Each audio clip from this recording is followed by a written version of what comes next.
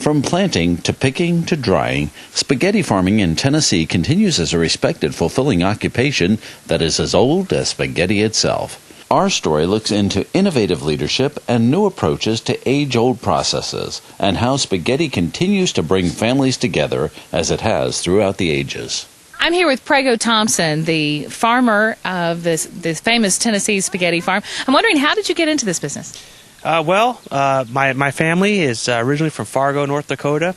You're very limited on what kind of spaghetti you can grow up there. Oh. So we found that the rain season and the red clay, here in Tennessee, you're able to grow a multiple variety to include wheat, the new green spaghetti, which is the environmental spaghetti. Is that what you're going to do? We were looking at that in the lab. Yeah, it's also known as the, I think Irish spaghetti is what some people refer to it. Yes. A lot of people see it as a threat, Yes. but we grow it, people love it, it's environmentally friendly, and it's great. Okay, can you describe the process? After you harvest it, it's hung and dried? Is that what's happening back here?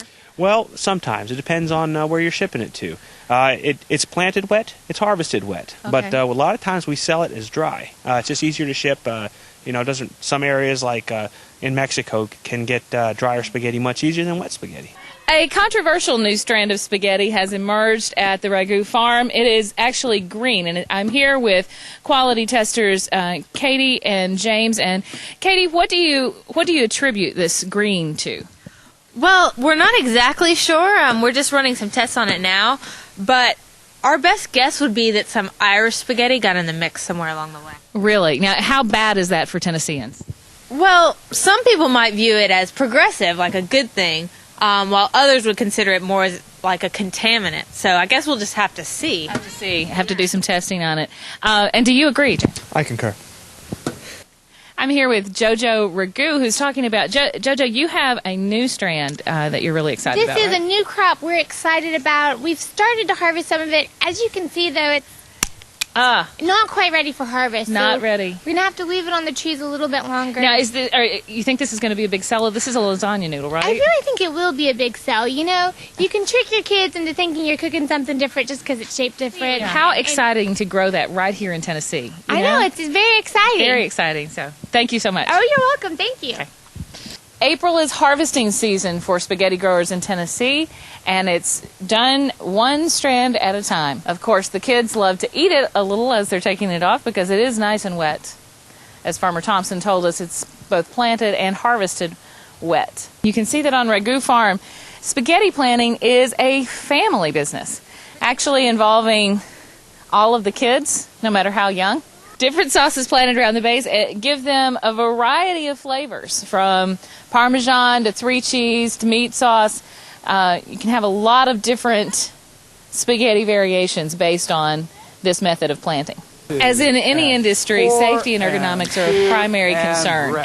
We're observing an innovative work practice, actually, which is finger exercises designed to prevent carpal tunnel syndrome, one of the major health concerns in this industry. I'm here with Safety Officer Alan Ragu. Alan, how big of a concern is carpal tunnel syndrome? Well, the entire spaghetti industry rests on the health of its workers. We are not here to exploit people. Mm-hmm. We want to ensure that the American spaghetti worker is not going to be used up and thrown away. Okay, my understanding is that you are the resident spaghetti growing or spaghetti harvesting expert. You're bringing along a lot of these young folks. What do they have to learn to do good spaghetti harvesting? Well, it's very time consuming.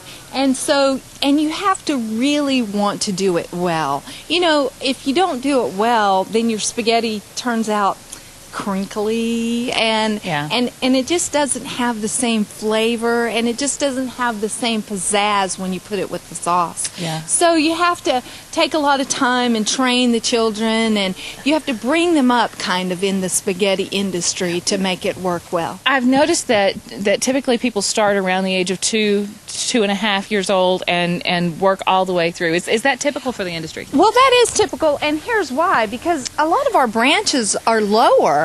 We figure they're just the right height.